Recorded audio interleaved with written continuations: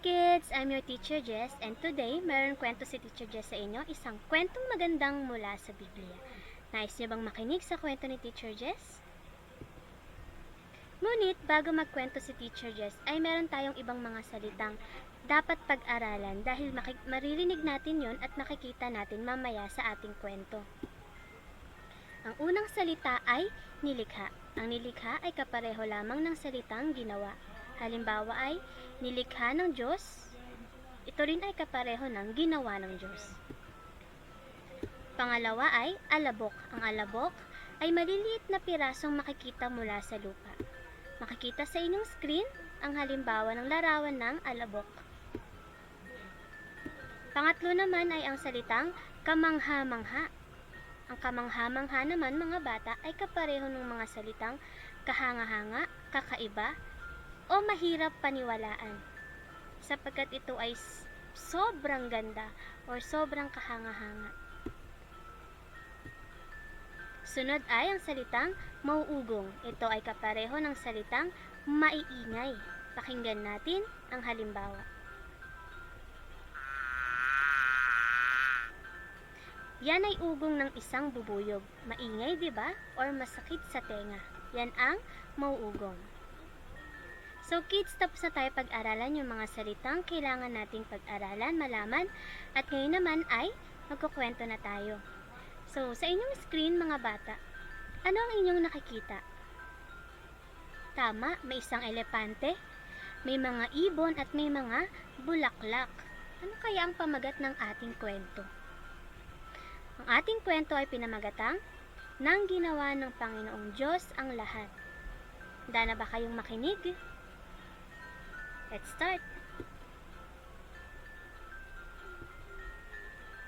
Sino ang lumikha sa atin? Ang Biblia, ang salita ng Diyos ay nagsasabi kung paano niya nilikha ang tauhan sa mundo.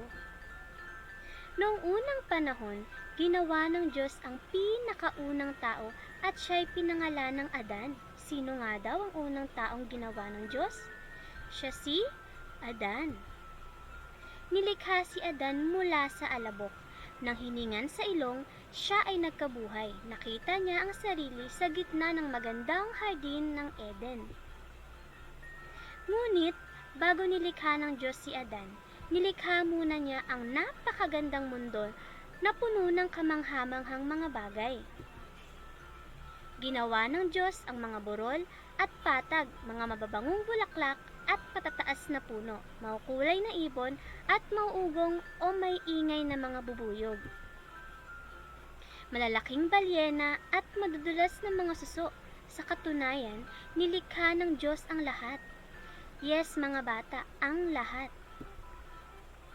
Nang pasimula, bago nilikha ang lahat, wala ang mundo at anuman maliban sa Diyos. Tama, mga bata, walang kahit anuman. Ang meron lamang ay ang Diyos. Walang tao, walang lugar, walang bagay, wala lahat. Walang ilaw, walang dilim, walang taas, walang baba, walang kahapon at walang bukas. Ang Diyos lamang ang naroon, na siyang walang hangganan. Kaya't ang Diyos ay kumilos. Nang pasimula ay nilikha ng Diyos ang langit at ang lupa. At ang mundo ay walang hugis at walang laman. At ang kadiliman ay bumabalot sa kalaliman. Nagsalita ang Diyos, magkaroon ng liwanag. At nagkaroon nga ng liwanag. Tinawag ng Diyos ang liwanag na araw at ang dilim ay gabi. Ang gabi at ang umaga ang unang araw. So sa unang araw, ang ginawa ng Diyos ay ang gabi at ang umaga. Sa ikalawang araw, dinala ng Diyos ang tubig sa karagatan at kalawaan upang magkaroon ng kaayusan sa ilalim ng kalangitan. At nang ikatlong araw, sinabi ng Diyos, magkaroon ng tuyong lupain. At iyon nga ay nangyari. Nag-utos din ng Diyos na magkaroon ng damo, bulaklak, halaman at mga puno. At iyon nga ay nangyari din, mga bata. At yun ay ang ikatlong araw. Nilikha din ng Diyos ang araw, ang buwan, at ang napakaraming mga bituin na walang sino mang makabibilang. Naranasan niyo na bang bilangin ang mga bituin sa langit, mga bata? Hindi niyo ito mabibilang sapagkat ang Diyos lamang ang makakabilang nito. At iyon ay ang ika-4 na araw. Nang ika-5 araw, nilikha ng Diyos ang iba't ibang uri ng isda at iba pang mga nabubuhay sa dagat upang punuin ang mga tubigan.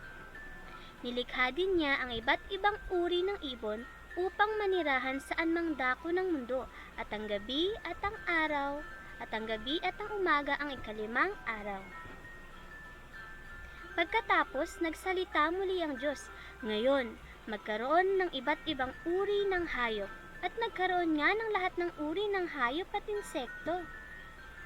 Nagkaroon ng malalaking elepante, makukulit na mga unggoy, malilikot na buwaya, makikislot na bulati, at maaamong pusa. At ang gabi at ang umaga ang ika-6 na araw. Isa pang bagay ang nilikha ng Diyos sa ika-6 na araw, mga bata. Isang tanging bagay. Ang lahat ay handa na para sa lilikhaing tao. Kung naaalala nyo, sino nga ulit yung unang tao na nilikha ng Diyos? Siya ay si Adan, tama. May mga kakainin sa bukid, mga hayop upang magsilbi sa kanya. At sinabi ng Diyos, "Likhain natin ang tao ayon sa ating larawan. Siya ang mamamahala sa lahat ng nilikha sa mundo." Sa gayon, nilikha ng Diyos ang tao ayon sa kanyang larawan. Sa kanyang wangis, ang tao ay nilikha. Kinausap ng Diyos si Adan, "Kumain ka ng iyong nagustuhan kainin na galing sa hardin. Ngunit huwag mong kainin ang bunga ng puno na nagbibigay ng kakayahang malaman ang tama at mali." Mga bata, ang punong yon ay tinatawag ding puno ng karunungan. "Kapag ito ay iyong kinain, ikaw ay mamamatay." Ano daw mangyayari kay Adan, mga bata, kapag kinain niya ang bunga ng punong yon? Siya ay mamamatay, tama.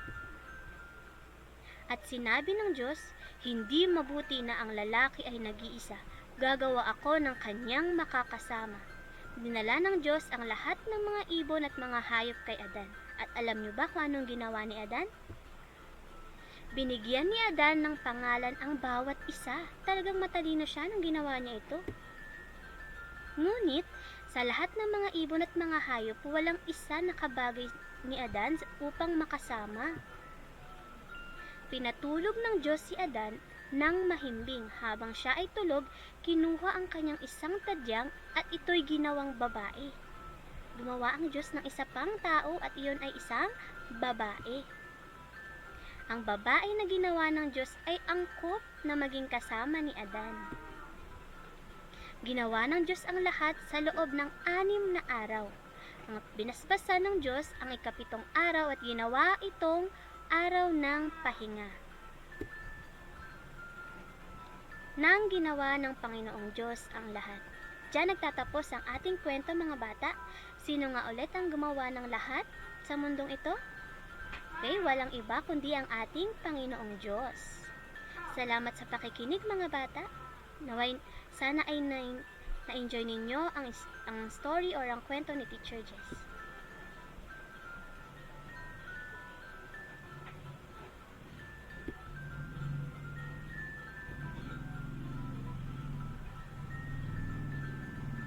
Please subscribe for more videos.